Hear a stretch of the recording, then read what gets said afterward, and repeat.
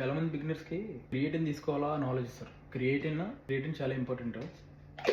And ఏదైనా supplements తీసుకోవాలి primary లిస్ట్లో ఏదైనా పెట్టాలని అంటే క్రియేటిన్ ఇస్ ది బెస్ట్. నేనైతే ఆన్ మైక్రోవేజ్డ్ క్రియేటిన్ యూజ్ చేస్తాను. And protein Dymatize isolate is the best for fat loss అయినా మెయింటెనెన్స్కి అయినా ఐసోలేట్ చాలా మంచిది.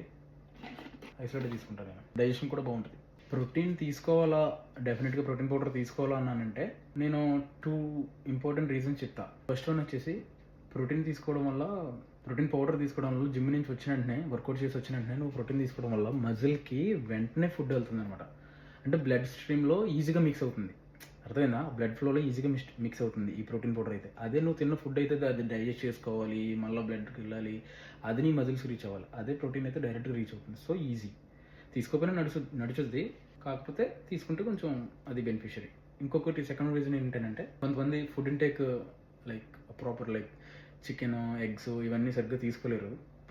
ప్రాపర్ ప్రోటీన్ ఇంటేక్ రీచ్ అవ్వలేని వాళ్ళకి ప్రోటీన్ అనేది చాలా యూజ్ అవుతుంది. సో అది సెకండ్ బెనిఫిషియరీ.